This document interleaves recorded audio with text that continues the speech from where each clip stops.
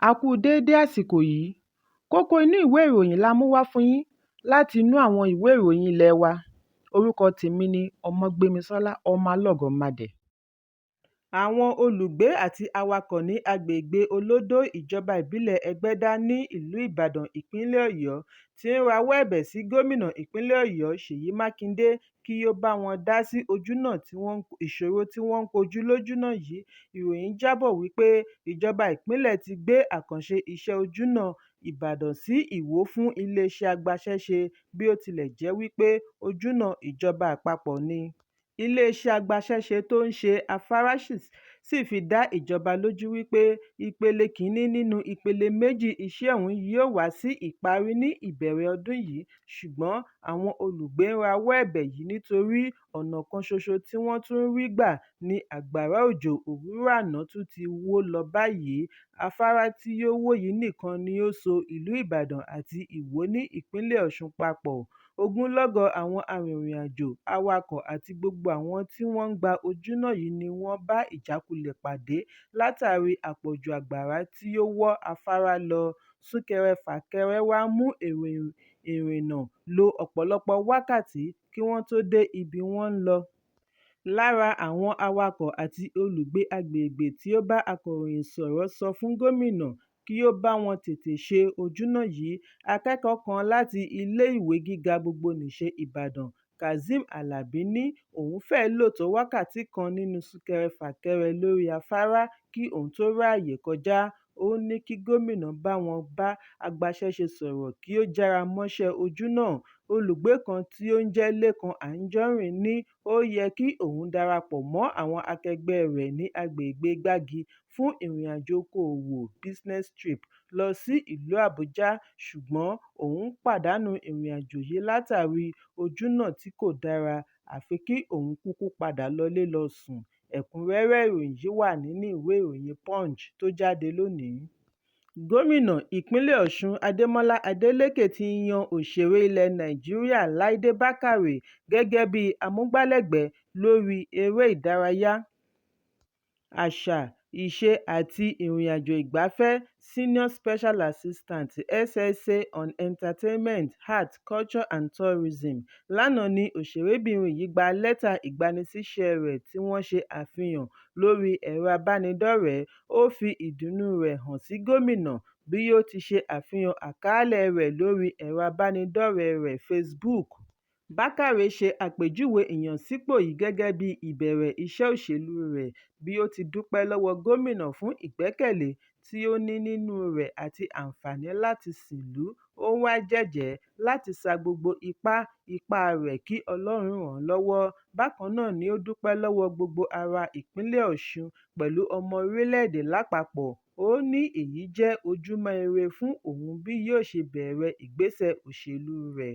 Ẹ̀kúnrẹ́rẹ́ ìròyìn yìí wà nínú ìwé ìròyìn Daily Post tó jáde lónìí.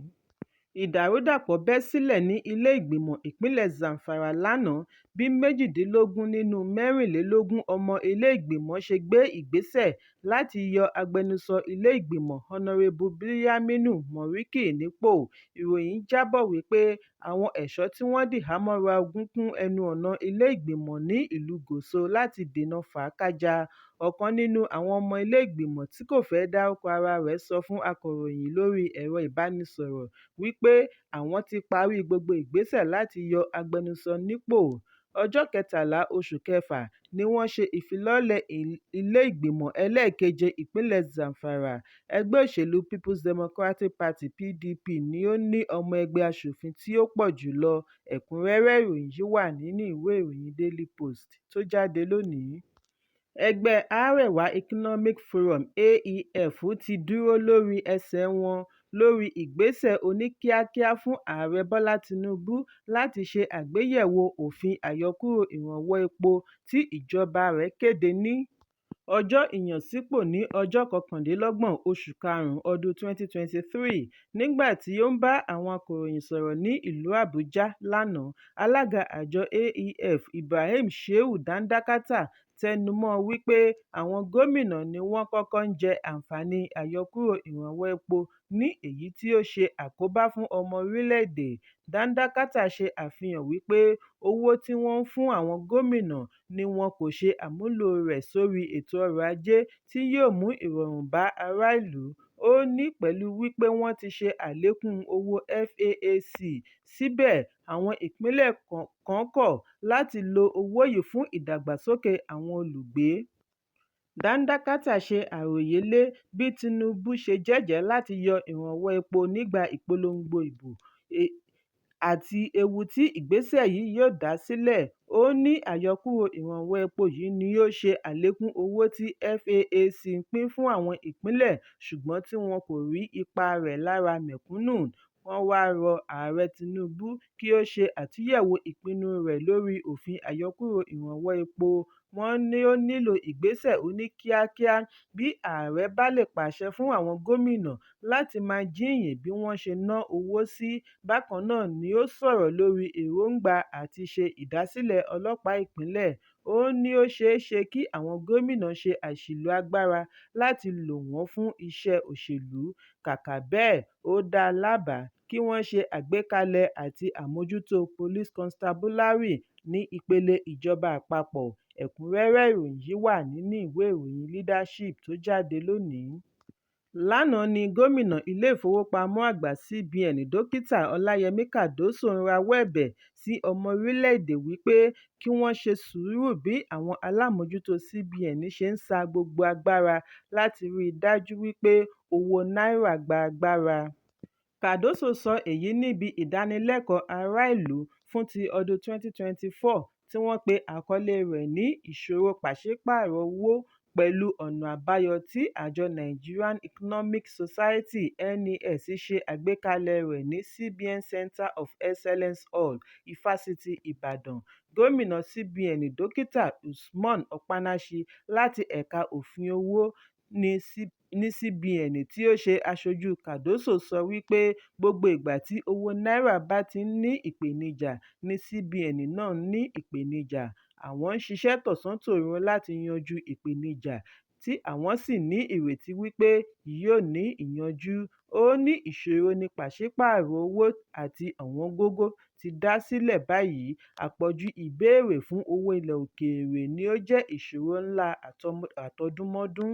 Gbogbo ọgbọ́n ni ilé-ìfowópamọ́ ti dá láti yanjú ìṣòro yìí tí ó sì jẹ́ wípé ìrọ̀rùn ìgbà díẹ̀ ni ó ń yọrí sí. Gẹ́gẹ́ bí ọ̀rọ̀ Kàdóso, ó ní CBN kì í pèsè tàbí tẹ owó dọ́là, náírà nìkan ni wọ́n ń tẹ̀. Nígbà tí ó ń gbé àlàyé kalẹ̀, ọ̀jọ̀gbọ́n lórí ọrọ̀ ajé àkàwé-gboyè Sam Olófin sọ wípé yóò ṣòro fún CBN láti darí pàṣípààrọ̀ owó nítorí ọjà rẹ̀ ti gba gbogbo agbára. Ẹ̀kúnrẹ́rẹ́ ìròyìn yìí wà nínú ìwé ìròyìn Vanguard tó jáde lónìí. Ìjọ The Redeemed Christian Church of God, Concord Chapel Area Headquarter, Ogun Province 3 ń fi àsìkò yìí pe gbogbo ènìyàn síbi àkànṣe àgbàyanu ìsọjí tí ó máa wáyé ní ojúlé kìíní òpópónà Oríyọmí Aralamọ̀ ibùdókọ̀ Yaro, agbègbè Akẹ́jà ní ìjọba ìbílẹ̀ Adó-Odò Ọ̀tà, ìpínlẹ̀ Ògùn. Ní ọjọ́ 25 oṣù kejì ọdún 2024, ọjọ́ ìsinmi tó ń bọ̀ lọ́nà, bẹ̀rẹ̀ láti aago 8:30 òwúrọ̀. Ìránṣẹ́ tí Ọlọ́run máa lò ní Pastor Godwin Obada, Provincial Pastor, Ogun Province 3. Olórin ẹ̀mí ni Rhoda Ẹwàìyìn-Jésùn, nígbà tí olùgbàlejò jẹ́ pásítọ̀ agbègbè Ìyáàfin Olúwatóyìn Ishmael. Jésù ń dúró dè ọ́ láti fún ọ ní ìgbàlà, ìwòsàn, ìdáǹdè àti ìsàmì òróró. Bákan náà ni ètò ìlera ọ̀fẹ́ àti ẹ̀bùn wà fún gbogbo àwọn tí wọ́n bá fẹ́. Jésù Kristi kan náà ni lánàá, lónìí àti títí ayérayé. Àjọ Ẹ̀ṣọ́ Aṣọ́bodè The Nigeria Customs Service (NCS) yóò bẹ̀rẹ̀ títa àwọn àpò ìrẹsì tí wọ́n rí gbà lọ́wọ́ àwọn fàyàwọ́ fún ará ìlú ní Náírà àpò 25 kg, n$10,000 per 25 kg. Nígbà tí ó ń ṣe àfihàn yìí fún àwọn akọ̀ròyìn, ọ̀gá àgbà fún àjọ NCS Adéwálé Adéníyì sọ wípé àwọn ti parí gbogbo ìgbésẹ̀ pínpín rẹ̀.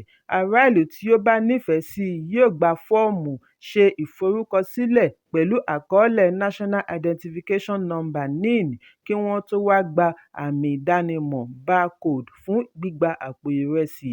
Adéníyì ní àwọn yóò ṣe àgbékalẹ̀ ọ̀nà 10 fún ìforúkọsílẹ̀ fún aráàlú kí ìgbésẹ̀ yìí lè rọrùn.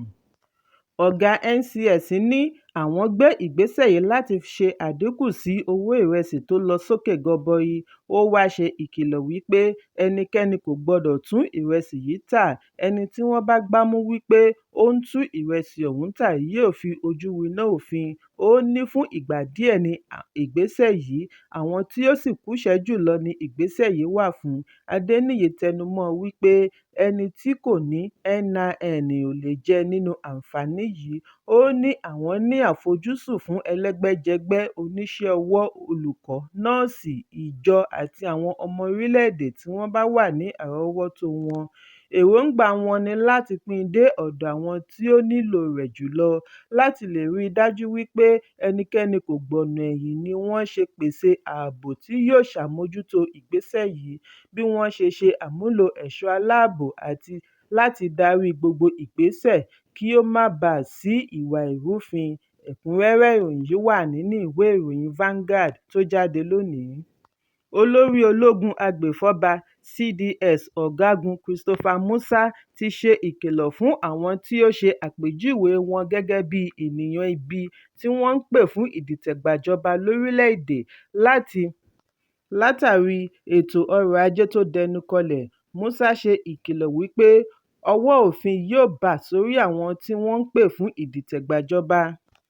Ọ̀gágun sọ eléyìí níbi ìfilọ́lẹ̀ ọ̀nà àbáwọlé 6th Division Nigerian Army and Officers Transit Accommodation ní olú iléeṣẹ́ ológun ní ìlú Port Harcourt, ìpínlẹ̀ Rivers. Níbẹ̀ ni ó ti sọ àsọdájú ìpinnu iléeṣẹ́ ológun láti dáàbò bo ìjọba tiwantiwa. Gẹ́gẹ́ bí ọ̀rọ̀ Musa, ó ní ẹnikẹ́ni tí ó bá ń gbèrò àti dìtẹ̀gbàjọba kò nífẹ̀ẹ́ orílẹ̀-èdè. Ó ní àwọn fẹ́ jẹ́ kí ó yé gbogbo ènìyàn wípé iléeṣẹ́ ológun ilẹ̀ Nàìjíríà wà láti dáàbò bo ìjọba tiwantiwa. Ó ní gbogbo wa la fẹ́ ìjọba tiwantiwa, a sì ṣe dáadáa lábẹ́ ìjọba tiwantiwa. A ó sì tẹ̀síwájú láti máa ṣe dáadáa lábẹ́ ìjọba tiwantiwa. Ẹnikẹ́ni tí ó bá ṣe lòdì sí èyí jẹ́ ẹni ibi, kí wọ́n sì ṣọ́ra nítorí ọwọ́ òfin á tó bà wọ́n. Ó ní lóòótọ́ ìpèníjà wà, kò sí ìgbésí ayé tí kò ní kùdìẹ̀kudiẹ. Ìjọba àpapọ̀ ń sa gbogbo agbára láti yanjú ìṣòro ọrọ̀ ajé orílẹ̀-èdè. Fún ìdí èyí ni ó ṣe ń rọ gbogbo ọmọ orílẹ̀-èdè kí wọ́n ṣe sùúrù, Nàìjíríà sì máa dára. Ẹ̀kúnrẹ́rẹ́ ìròyìn yìí wà nínú ìwé ìròyìn Daily Post tó jáde lónìí. Kókó inú ìwé ìròyìn àsìkò yìí kò ní jù báyìí lọ. Ẹ pàdé mi ní ìrọ̀lẹ́ fún àkọ́tun. Kí a tó lọ, ẹ má ṣaláì fi àríwísí yín ránṣẹ́, ìyẹn comment, kí ẹ sì bá wa subscribe sójúnà wa lórí YouTube kí Kókó Inú Ìwé Ìròyìn lè máa tẹ̀ yín lọ́wọ́ ní kíákíá.